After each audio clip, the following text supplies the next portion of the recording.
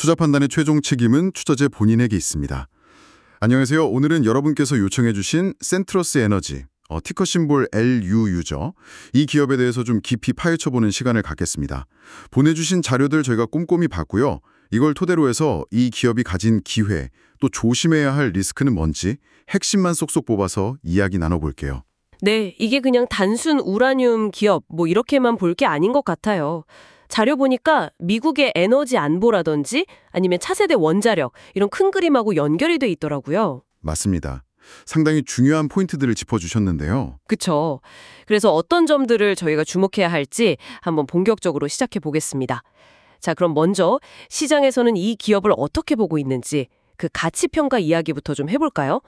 자료에 보니까 전통적인 밸류에이션 지표상으로는 고평가 상태다 이렇게 딱 명시가 돼 있네요. 네, 그렇죠. 특히 그 선행 주가 매출 비율, 포워드 PS라고 하죠. 이게 12.68. 와, 이게 산업평균 3.36이나 센트러스 자체의 과거 중앙값 2.01보다 훨씬 높아요. 이건 현재 주가가 매출 규모에 비해서 너무 높은 거 아니냐 이런 이야기 나올 수 있겠는데요? 네, 맞습니다. 그 숫자만 딱 놓고 보면 이거 너무 비싼 거 아닌가? 이런 생각이 들 수밖에 없는 수준이죠. 12.68이면 말씀하신 대로 평균보다 월등히 높으니까요. 근데 있잖아요. 여기서 되게 흥미로운 점이 있어요. 이걸 경쟁사들하고 비교를 해보면 또 얘기가 달라집니다. 아, 경쟁사들이요? 예를 들면요? 네, 대표적인 우라늄 기업 카메코 있잖아요. 티커 CCJ. 거기는 PS가 14.54고요. 또 에너지 퓨얼스, UUUU. 여기는 무려 35.76이나 돼요. 와, 35.76이요? 그렇게 보면 센트러스가 오히려 낮아 보이네요. 그러면 시장이 센트러스라는 이 개별 기업 하나만 보고 평가하는 게 아니라는 겁니다. 이 기업이 속해 있는 우라늄 산업, 특히 그중에서도 차세대 원자력 에너지라는 이 분야 전체에 대한 미래 성장 기대감이 어마어마하게 반영되어 있다 신호로 봐야 해요. 아하. 네, 그러니까 현재 실적보다는 앞으로 이 분야에서 센트러스가 뭔가 판도를 바꾸는 게임 체인저가 될 수 있다. 이런 잠재력에 시장이 베팅하고 있는 거죠. 산업 전체의 어떤 패러다임 변화 가능성, 이걸 염두에 둔 평가다. 이렇게 이해하는 게 좀 더 정확할 것 같습니다. 아, 그렇군요. 이게 센트러스만의 문제가 아니라 이 산업 자체에 대한 시장의 기대치가 엄청나게 높다. 이런 거네요.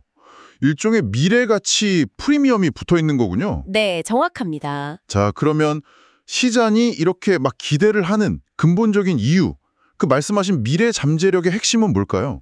자료에서 계속 나오는 HLU, 이게 진짜 핵심 키워드 같아요. 고순도 저농축 우라늄. 이게 도대체 뭐길래 그렇게 중요한 건가요? 바로 그겁니다.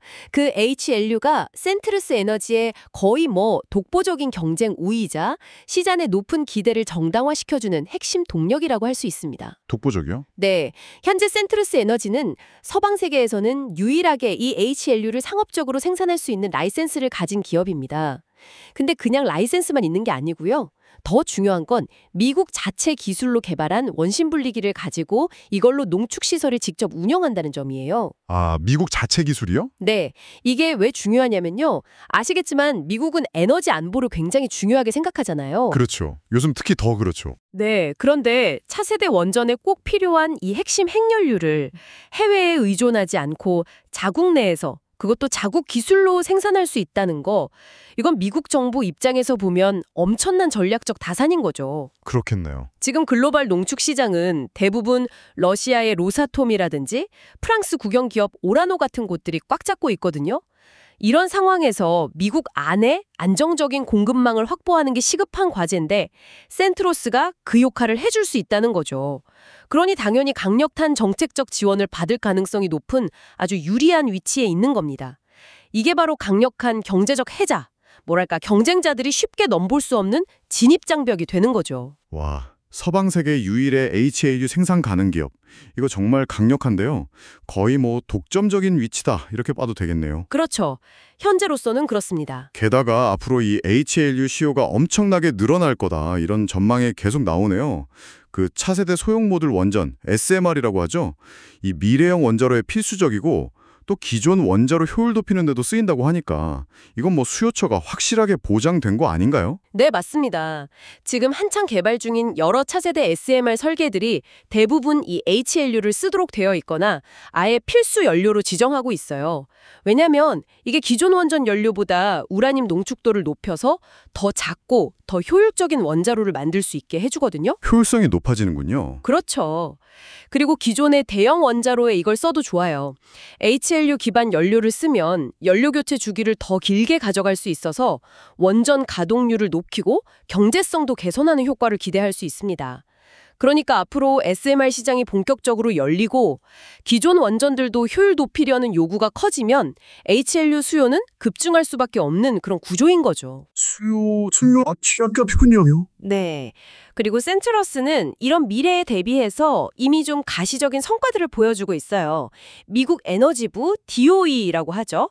여기랑 HLEU 생산 시범 계약을 성공적으로 딱 끝내면서 기술력하고 사업 수행 능력을 입증했고요. 아, 시범 계약을 이미 마쳤군요. 네.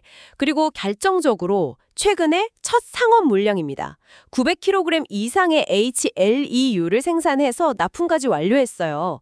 이건 엄청난 이정표죠. 900kg이 드디어 상업 생산 단계로 들어섰군요. 그렇습니다. 이게 그냥 시범 운영 수준을 넘어서 이제 진짜 상업 생산 단계로 진입했다는 걸 보여주는 거니까요. 앞으로 더 큰 규모의 정부 계약이라든지 아니면 민간 기업들하고 장기 공급 계약으로 이어질 가능성을 아주 높이는 뭐랄까 긍정적인 신호탄을 쐈다고 볼 수 있습니다. 야, 미래를 위한 준비가 정말 착실하게 진행되고 있다는 느낌이 확 드네요. 투자도 보니까 굉장히 공격적으로 하고 있는 것 같은데요. 네, 맞습니다. 자료에 보면 오하이오주 파이크톤에 있는 농축시설을 대규모로 확장하려고 전환사채 발행 같은 걸 통해서 12억 달러, 와, 우리 돈으로 거의 1조 6천억 원이 넘는 엄청난 돈을 확보했다 이런 내용이 있더라고요. 네, 상당한 규모죠. 심지어 여러 전력 회사들한테서는 이미 20억 달러 이상의 구매 의향서나 약정, 그러니까 우리 나중에 HLU 나오면 꼭 살게요 하는 약속을 받아냈다고 하고요. 이 정도면 HLU 생산 확대에 대한 의지는 정말 확고하다고 봐야겠네요. 그렇죠. 그냥 계획만 있는 게 아니라 실제로 자금 조달까지 성공했다는 게 중요합니다. 그런 대규모 자금 조달과 구매 약정 확보는 이 프로젝트가 실현 가능성이 높다는 걸 시장에 인정해준다는 강력한 증거이기도 하고요. 시장의 신뢰가 없으면 불가능한 일이거든요. 이것도 눈에 띄던데요. 한국수력원자력 KHNP하고 포스코 인터내셔널과 HELU 및 전응축 우라늄 공급 협력을 위한 MOU를 체결했다고요. 이건 미국 내수 시장 넘어서 해외까지 보고 있다는 뜻이겠죠? 네, 그것도 아주 중요한 전략적인 움직임입니다. 아까 말씀드렸듯이 농축시설 확장은 정말 천문학적인 돈이 드는 사업이잖아요. 네. 그런데 이렇게 한국의 주요 기업들과 MOU를 맺는다는 건 단순히 자금 조달이나 판매처 확보 그 이상의 의미가 있어요. 아시아라는 이 중요한 시장으로 진출하는 어떤 교두보를 마련하는 거고요. 또 글로벌 공급망 리스크를 분산시키는 효과도 기대할 수 있죠. 대규모 투자에 따르는 재무적인 부담을 좀 덜면서 동시에 글로벌 시장 경쟁력을 강화하는 아주 영리한 전략이라고 평가할 수 있습니다. 네, 들어보면 정말 장밋빛 미래가 그려지는 것 같은데요. 그런데 이렇게 엄청난 성장 잠재력과 공격적인 투자에도 불구하고 재무 상태를 좀 자세히 뜯어보면 약간 고개를 갸웃하게 만드는 부분도 없지 않아 있는 것 같아요. 어떤 부분이신가요? 예를 들어서 2025년 2분기 실적을 보니까요. 매출하고 이익이 작년 같은 기간보다 줄었다고 나오네요. 이렇게 막 성장 스토리가 확실한 기업 실적이 뒤로 갔다는 건 뭔가 좀 계획에 차질이 생긴 건 아닐까? 이런 걱정이 들 수도 있을 것 같은데요. 네, 그럴 수 있습니다. 표면적으로 숫자만 보면 왜 줄었지? 하고 우려할 수 있는 지점인데요. 근데 그 속사정을 좀 들여다보면 이게 전략적인 판단의 결과일 수 있다는 걸 알 수 있습니다. 전략적인 판단이요? 네. 자료에 따르면요. 그 해당 분기에 우라늄 현물 가격이 좀 낮았다고 해요. 아, 가격이 안 좋았군요. 네. 그래서 센트러스가 가지고 있던 전응축 우라늄 LEU 재고를 일부러 팔지 않고 뒤로 밀었다는 겁니다. 좀 더 좋은 가격을 받을 때 팔려고 일종의 숨고르기를 한 거죠. 재고 관리 전략의 일환으로 볼 수 있어요. 아하, 일부러 안 팔았다. 그렇죠. 오히려 우리가 더 주목해야 할 부분은 뭐냐면 같은 기간에 HLEU 관련 기술 컨설팅이나 엔지니어링 서비스 이쪽 기술 솔루션 부문 매출이에요. 이 부분 매출은 전년 동기 대비 무려 48%나 급증했습니다. 와, 48%나요? 네, 이게 진짜 중요한 시그널이죠. 센트러스가 미래 핵심 동력으로 밀고 있는 바로 그 HLEU 관련 사업이 실제로 돈을 벌기 시작했다. 실질적인 성과를 내고 있다는 아주 강력한 증거거든요. 그러니까 단기적으로 우라늄 판매 실적이 좀 변동하는 것보다는 이 핵심 성장 엔진이 제대로 돌아가고 있느냐, 여기에 초점을 맞추는 게 더 중요하다고 봅니다. 아, 그렇군요. 단기 실적 감소는 의도된 거고 오히려 진짜 중요한 HLEU 쪽은 잘 크고 있다. 와, 이거 오해할 뻔했네요. 네, 그런 해석이 가능합니다. 근데 또 하나, 부채 비율이 좀 높다는 지적도 있던데요. 총자본 대비 부채 비율이 0.55. 이게 업계 평균보다는 높다고 나와 있거든요. 이건 어떻게 봐야 할까요?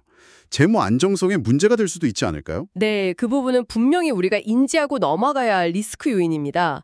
부채 비율 0.55라는 게 뭐 자기 자본보다 빚이 더 많다는 뜻은 아니지만 그래도 동종업계 평균보다는 높은 수준인 건 맞아요. 네. 하지만 이것도 역시 아까 이야기 나눴던 그 대규모 HLU 생산 설비 투자, 이것과 같은 맥락에서 봐야 합니다. 그 12억 달러 규모의 자금 조달 과정에서 아마 부채가 늘어난 결과일 가능성이 높아요. 그러니까 미래 성장을 위한 선제적인 투자에 어떻게 보면 대가인 셈이죠. 투자를 위한 부채다. 그렇죠.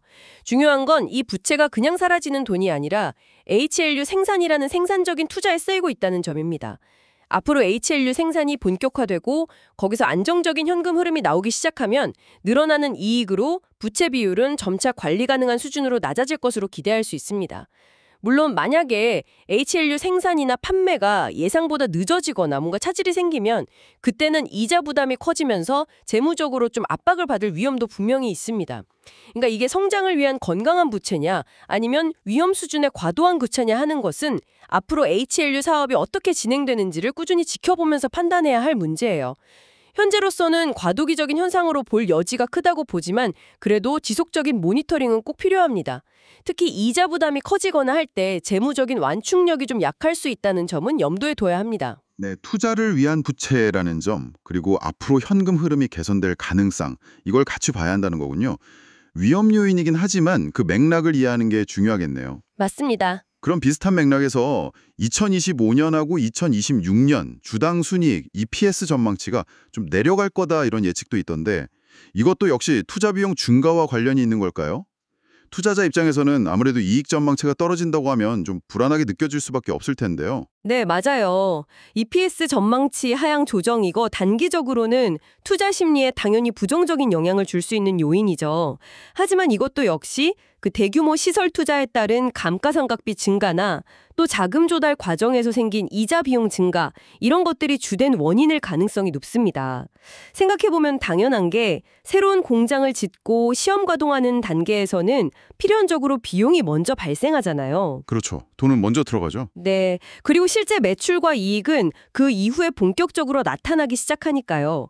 그러니까 단기적인 EPS가 오르내리는 거에 너무 예민하게 반응하기보다는 HLEU 생산이 진짜 본 궤도에 오른 다음에 센트루스 에너지가 만들어낼 수 있는 그 장기적이고 지속적인 이익 창출 능력, 뭐랄까 이익의 질과 규모, 이걸 평가하는 게 더 중요하다고 생각합니다. 이익의 질과 규모. 네. 지금은 비유하자면 미래의 큰 수확을 위해서 씨를 뿌리고 밭을 갈고 있는 시기라고 볼 수 있어요. 그 열매가 맺히기까지는 시간이 좀 필요하다는 점을 감안해야 합니다. 네, 그렇군요. 단기 투표의 변동성보다는 HLEU라는 핵심 성장 스토리가 잘 진행되고 있는지 그 장기적인 큰 그림을 보는 게 중요하겠군요. 바로 그겁니다. 그럼 이제 시야를 좀 더 넓혀서요. 센트로스 에너지를 둘러싼 외부 환경, 그러니까 거시적인 흐름이나 경쟁 구도 이런 건 어떤지 한번 살펴보겠습니다. 자료를 보면 전반적으로 센트로스에게 꽤 유리한 환경이 만들어지고 있는 것 같은데요.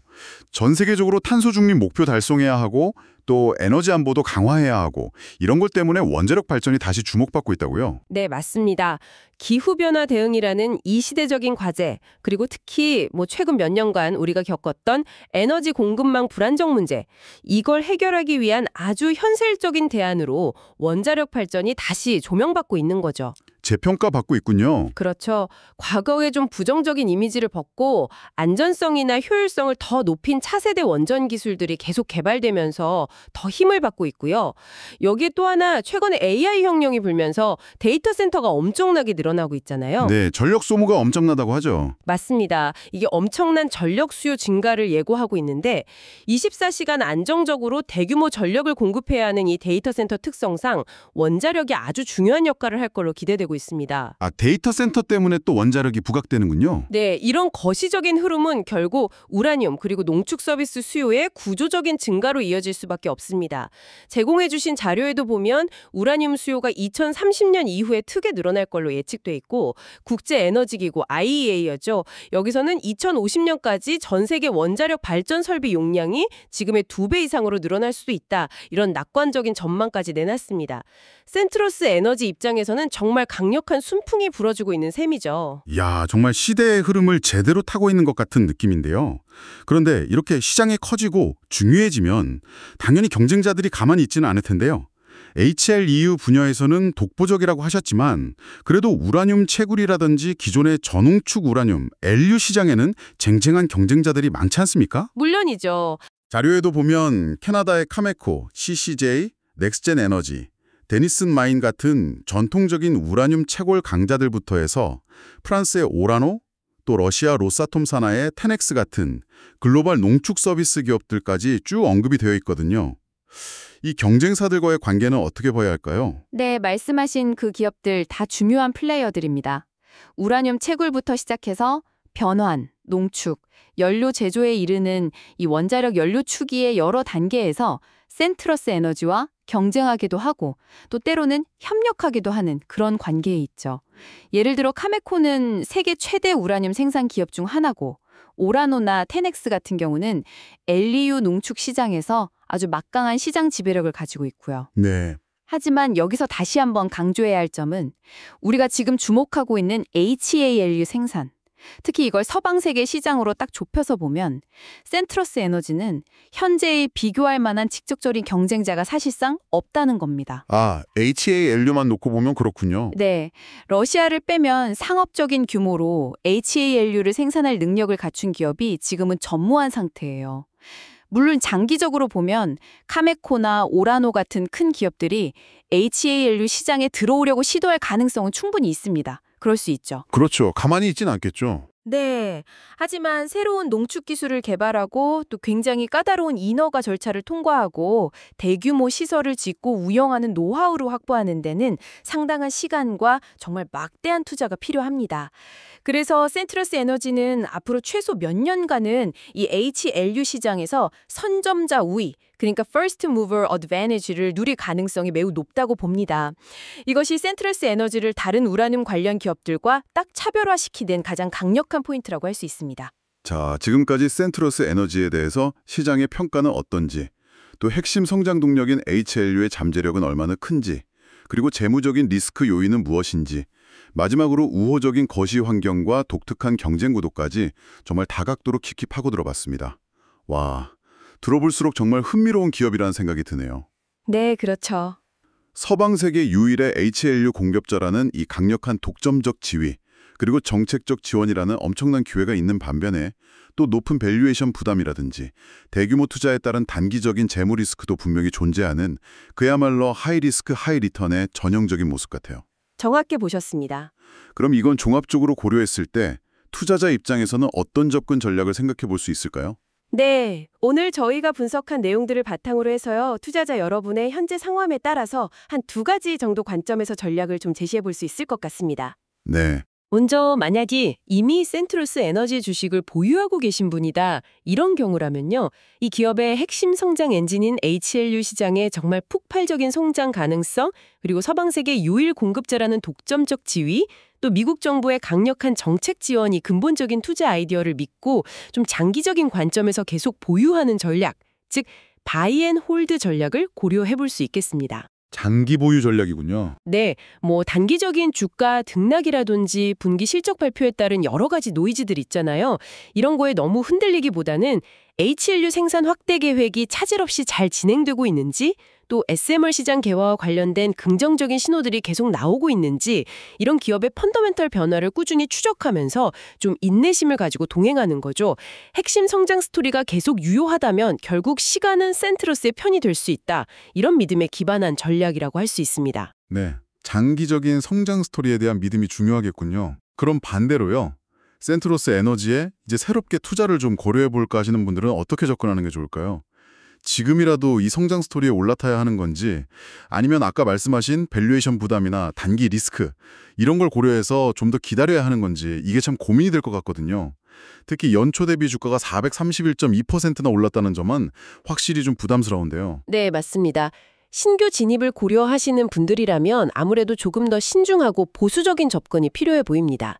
말씀하신 대로 주가가 단기간에 워낙 가파르게 올랐기 때문에 현재 가격 수준에서는 밸류에이션 매력이 좀 떨어진다는 점을 부정하긴 어려워요. 그렇죠. 그리고 앞서 저희가 논의했던 단기 이익 전망치 하향 조정이라든지 상대적으로 좀 높은 부채 비율 같은 리스크 요인들도 신규 투자자 입장에서는 더욱 면밀하게 따져봐야 할 부분이고요. 네. 따라서 현재 가격대에서 너무 성급하게 추격 매수를 하는 전략보다는 오히려 시장 전체가 좀 조정을 받거나 아니면 센트러스 에너지 관련된 예상치 못한 어떤 이슈 같은 게 터져서 주가가 의미 있는 수준으로 좀 조정을 받을 때까지 기다렸다가 더 낮은 가격대에서 분할 매수로 접근하는 기다리는 전략, wait for a better entry point 전략이 더 현명할 수 있다고 봅니다. 기다리는 전략. 네. 물론 그러다가 좋은 매수 기회를 놓칠 수도 있겠지만 그래도 리스크 관리 측면에서는 이게 더 안정적인 접근법이라고 할 수 있겠죠. 좀 인내심을 가지고 자신만의 매수 원칙을 지키는 게 중요하다고 생각합니다. 네, 신규 투자는 좀 더 신중하게 좋은 가격을 기다려볼 필요가 있다. 네, 제 생각엔 그렇습니다. 그래서 종합적으로 좀 정리를 해보자면요. 센트러스 에너지는 단기적으로 보면 높은 밸류에이션이나 재무적인 부담 같은 분명한 리스크를 안고 있습니다. 하지만 이 리스크를 상쇄하고도 남을 만큼 강력한 장기 성장 잠재력을 가진 기업이라는 점 또한 명확해 보입니다. 특히 서방 세계 유일의 HLU 생산업체라는 이 독점적인 지위는 센트러스 에너지를 그냥 단순한 에너지 관련 주식 그 이상으로 차세대 원자력 에너지 시장의 판도를 바꿀 수도 있는 잠재력을 지닌 게임 체인저 후보로 만들고 있다고 생각해요. 그러니까 혁신과 미래 성장에 좀 장기적으로 투자하고자 하는 분들에게는 분명히 매력적인 투자 대상이 될 수 있다. 이렇게 말씀드릴 수 있겠습니다. 네, 오늘 센트러스 에너지에 대해서 HALU라는 핵심 키워드를 중심으로 정말 깊이 있게 파헤쳐봤습니다. 독점적인 기술력과 시장주의라는 강력한 무기를 가지고 있지만 동시에 밸류에이션 부담이나 재무 리스크라는 숙제도 안고 있는 그런 기업이었네요. 기회와 위협이 정말 공존하는 만큼 오늘 저희가 나눈 이야기들이 여러분께서 합리적인 투자 결정을 내리시는데 조금이나마 도움이 되었기를 진심으로 바랍니다. 네. 오늘 저희가 이야기 나눈 것들 외에 한 가지 정도만 더 생각해 볼 만한 질문을 좀 던져드리고 싶어요. 아, 어떤 건가요? 최근 몇 년간 국제정세 불안이 에너지 시장에 얼마나 큰 영향을 미치는지 우리 모두 똑똑히 봤잖아요. 네, 그렇죠. 러시아 우크라이나 전쟁도 그렇고. 맞습니다. 만약에요, 앞으로 러시아와 서방 간의 지정학적 긴장이 지금보다 훨씬 더 고조된다거나 아니면 예상치 못한 어떤 사건 때문에 러시아산 농축 우라늄 공급망에 심각한 차질이 발생한다면 그때 미국 내에서 독자적으로 HALU를 생산할 수 있는 이 센트러스 에너지의 전략적인 가치는 지금 우리가 평가하는 것보다 훨씬 더 높아지지 않을까요? 아, 그럴 수 있겠네요. 정말 중요한 변수인데요. 네, 이것은 센트러스 에너지의 미래 가치를 결정지을 수 있는 또 하나의 매우 중요한 변수가 될 수 있다는 점 한 번쯤 깊이 고민해 보시면 좋겠습니다. 항상 여러분의 성공 투자를 기원합니다. 내용이 좋으셨다면 구독, 좋아요 부탁합니다.